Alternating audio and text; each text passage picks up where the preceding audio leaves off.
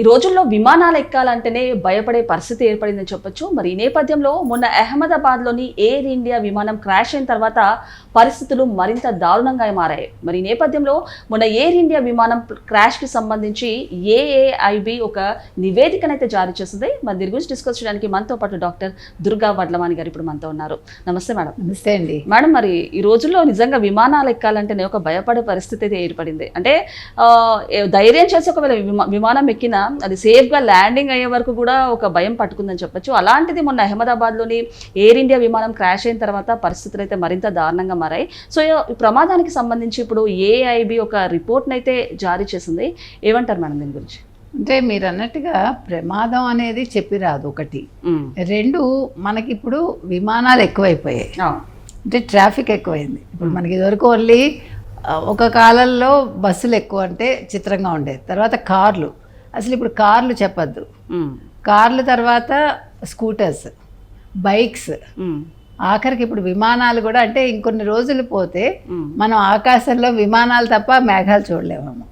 అంటే మన ఏమంటారు, కొనుగోలు శక్తి పెరిగింది, మనకు ఆదాయం పెరిగింది, ట్రావెల్ చేసే ఇది పెరిగింది. ఒకప్పుడు ట్రావెల్ అంటేనే అబ్బాయి ఎప్పుడో కానీ చేసేవాళ్ళు కాదు. అలాంటిది ఇప్పుడు మనం తెల్లారు లేస్తే ఎక్కడికైనా వెళ్ళాలంటే ముందు ఫ్లైట్, తర్వాతే మిగతా ఆప్షన్స్కి వెళ్తున్నాం. కానీ తప్పదు కదా, డే టు డే మనం వెళ్ళాలి అంటే విమానం ఎక్కక తప్పదు. ప్రమాదాలు అనేవి చెప్పి రావు కాబట్టి అసలు ఎయిర్ ఇండియా ప్రమాదం అనేది చాలా ఘోరం అనుకోండి. అంటే మనకి మృత్యువు ఎలా వస్తుందో తెలియదు. సో 241 మందికి మృత్యు వస్తే ఒకే ఒక్కళ్ళకి రాలేదు. అవును, సేఫ్గా ఆయన అసలు అట్లా నడుచుకుంటూ పైకి లేచి వచ్చి, అంటే దట్ ఈస్ వాట్ లైఫ్. మనకి భూమి మీద నూకలు ఉంటే అంటారు చూడండి, అది ఆ ఒక్క వ్యక్తే అందుకు ఉదాహరణ. అదేవిధంగా టేక్ ఆఫ్ అయ్యాక విదిన్ నో టైం ఆ విమానం వెళ్ళి ఒక మెడికల్ కాలేజ్ హాస్టల్ మీద పడ్డాం. భోజనం చేస్తున్న వాళ్ళు 30 మంది చనిపోయారు. ఇక్కడ కూడా అంతే, మృత్యువు చెప్పి రాదంటే మీరు తింటూ ఉండగానే చనిపోయారు పాపం. ఇంకా ఈ బాధ అంటే తల్లిదండ్రులు బాధ ఎవరు తీర్చలేరు, కానీ ఏం చేయలేము మనం. మేడం, మరి ఇంకొకటి మీరు అన్నట్టు మృత్యు చెప్పి రాదు, బట్ ఇక్కడ చూసుకుంటే కనుక సాంకేతిక లోపాలు, అంటే వీళ్ళు ఏదైతే చెక్ చేసుకోవాల్సిందో ఆ ఫ్యూయల్ కి సంబంధించి చేసుకున్నారు కదండి, ఇవి ఆటోమేటిక్ గా జరుగుతాయని చెప్తున్నాడు కదా. ఇవాళ భారతదేశ విమానయాన దర్యాప్తు సంస్థ ఏదైతే ఉందో వాళ్ళు చెప్తున్నది అది, కట్ ఆఫ్ నుంచి సడన్ గా అది ఆ ఫ్యూయల్ది రన్లోకి వచ్చేసింది. అందుకే ఇద్దరు పైలట్లు మాట్లాడుకుంది కూడా రికార్డ్ అయింది. ఒకతను అడుగుతున్నాడు, ఏంటి ఎందుకు మార్చావంటే నేను మార్చలేదన్నాడు. అంటే ఆటో జరిగిందేమో, ఆటోమేటిక్గా మారిపోతాయి కదా, అట్లా ఏమన్నా మారిందా అంటే కట్ ఆఫ్ నుంచి రన్లోకి రావడం వల్ల ఆ ఫ్యూయల్ తీసుకునే ఆ వ్యవధిలోనే ఈ ప్రమాదం జరిగింది. అంటే మనకి టెక్నికల్గా అంత తెలియదు, కానీ వాళ్ళు చెప్పిన దాన్ని బట్టి కొంచెం మనం ఊహించుకోవటం. అంటే ఇప్పుడు ఫ్యూయల్ లేకుండా విమానం వెళ్ళదు కదా, సో ఎందుకు ఇలా జరిగింది దాని మీద ఇప్పుడు ఇంకా ఎంక్వైరీ జరుగుతుంది.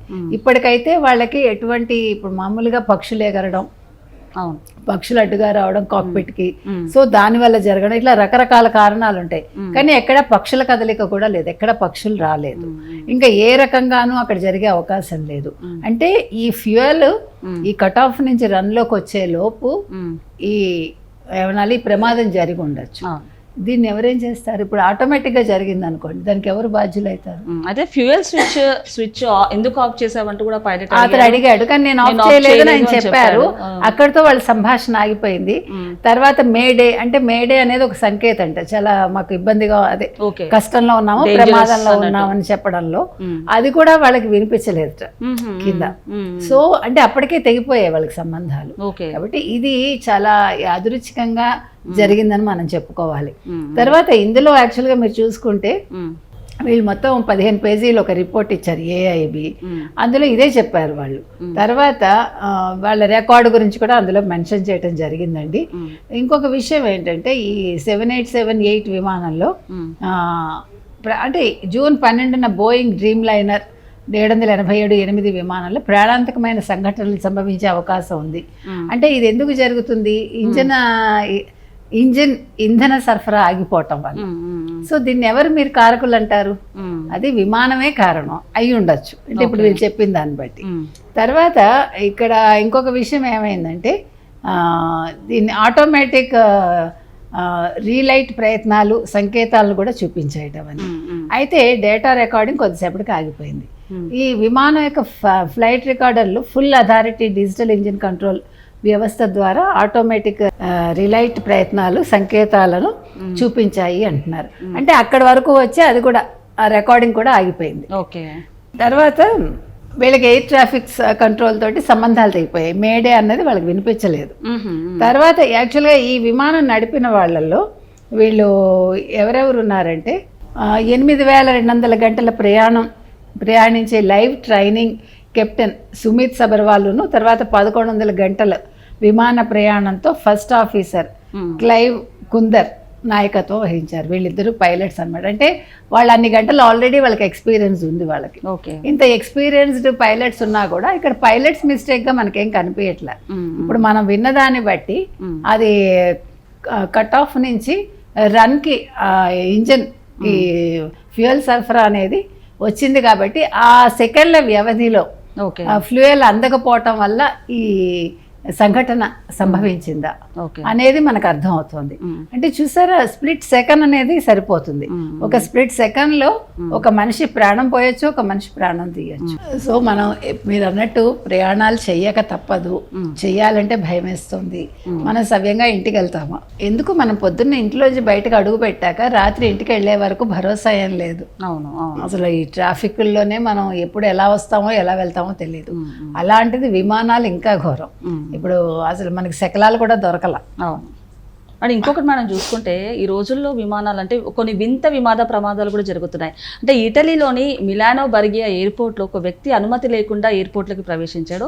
మరి ఈ నేపథ్యంలోనే రన్వే మీద వెళ్ళగా అనుకోకుండా ఇంజన్ అల్లి వ్యక్తిని లోపలికి లాగేసి ముక్కలై కూడా వ్యక్తి చనిపోయినట్టు. ఇక్కడ ఎవరిది తప్పు? అతనిది తప్పు కదా. మనం పర్మిషన్ లేకుండా వెళ్ళి వాళ్ళు ఎందుకు చెప్తారు వెళ్ళకండి రన్వే మీద కానీ? మీకు తెలుసో లేదో, నేను ఫస్ట్ ఫ్లైట్ ఎక్కినప్పుడు ఇప్పుడు ఒక 40 years బ్యాక్. ఓకే. మీకు అప్పుడు చక్కగా మనకి లోపల వరకు వెళ్ళొచ్చు. అప్పుడు ఇంత ట్రాఫిక్ లేదు కదా, అప్పుడు ఇంతమంది ప్రయాణం చేయటం కూడా లేదు. చాలా ఈజీ అన్నమాట మన ఎయిర్పోర్ట్కి వెళ్ళటం అనేది. చాలా తక్కువ మంది ఎక్కేవాళ్ళు, మనకి చాలా మర్యాద ఉండేది, చాక్లెట్స్ బాగా ఇచ్చేవాళ్ళు అప్పట్లో. అదొక ఎక్స్పీరియన్స్. అంటే ఎన్ని రకాల ఎక్స్పీరియన్స్ చూసాక ఇప్పుడు మనం ఫ్లైట్ ఎక్కటం అనేది మనకు బస్సు కూడా ఎక్కితే అంత సౌకర్యంగా మనకి ఫ్లైట్ అనిపించట్లా. ఎందుకంటే ఎప్పుడేం జరుగుతుందో తెలియదు.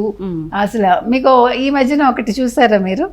ఒక ఆవిడ తల నిండా పుట్టలుంటే ఆవిడ దింపేశారు, ఫ్లైట్ ఆపేశారు. ఫ్లైట్ లో నుంచా? పేలు అంటే మామూలుగా కాదట, కుప్పలు ఉన్నాయి తలలో. వెంటనే పక్క వాళ్ళు కంప్లైంట్ చేసి ఫ్లైట్ ఆపి ఆవిడ దింపేసి ఫ్లైట్ అండి. ఓకే. ఇలాంటి సంఘటనలు కూడా జరుగుతుంటాయి. ఫ్లైట్ లో రకరకాలు ఉంటాయి. ఓకే. కాబట్టి మనం పక్క వాళ్ళని ఇబ్బంది పెట్టకుండా మనం వెళ్ళాలి. మొన్న సీటు కోసం చుట్టూ పట్టుకున్నారు, మనం చూసాం. అంటే మనం చదువు ఎక్కువయ్యే కొద్దీ సంస్కారం తగ్గిపోతాం. మనం అంటే ఇప్పుడు కుళాయి దగ్గర కొట్టుకుంటారంటే పాపం తప్పు లేదు, అక్కడ మంచినీళ్ళ కోసం కొట్టుకుంటారు. ఇక్కడ సీటు కోసం కుళాయి దగ్గర కంటే ఘోరంగా కొట్టుకున్నారు. సో మనం ఫ్లైట్ ఎక్కితే రకరకాల మనుషుల్ని చూస్తాము, రకరకాలుగా. ముందు ఒకటండి ఈ సెల్ఫీలు, తర్వాత ఈ రకరకాల ఈ పిచ్చులు కూడా ఎక్కువైపోయాయి కదా. అందుకని నిన్న అంటే ఇది సంబంధం లేదు కానీ ట్రైన్లో ఒక అమ్మాయి రీల్స్ చేస్తుంటే చాలా ప్రమాదకరంగా వాళ్ళ అమ్మ వచ్చి టప్టప 2 తగిలించింది అమ్మాయి. ఏంటది, చచ్చిపోతావని. ఉండాలి అలాగా, భయం ఉండాలి. ఇప్పుడు రేపు ఫ్లైట్లో చేసినా మనకేం దిక్కు ఉండదు. ఎంత చెప్పినా వినిపించుకోరు. మీరు కావాలంటే చూడండి, చదువుకున్న వాళ్ళు బెల్ట్ పెట్టుకోరు, ఆ కిటికీలు ఓపెన్ చేసి పెట్టమంటే వేసిస్తారు. అంటే వాళ్ళకి ఆ ప్రమాదం వచ్చినప్పుడు మాత్రం మళ్ళీ ఏమంటారు, ఇది విమాన సిబ్బందిదే తప్పు అంటారు. మనం తప్పు చేసి, అంటే ఒకళ్ళు తప్పు చేసి ఇంతమంది బలవుతారు. కాబట్టి మనం ఒక ఫ్లైట్ ఎక్కినప్పుడు ఫ్లైట్ రూల్స్ మనం పాటించాలి.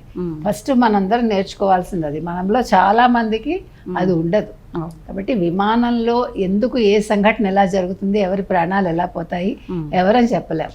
ఓకే, ఇవాళ నేను సేఫ్గా ఇంటికి వెళ్ళాలి అని మాత్రం మనం అనుకుని ఫ్లైట్ ఎక్కాలి. Okay madam, thank you.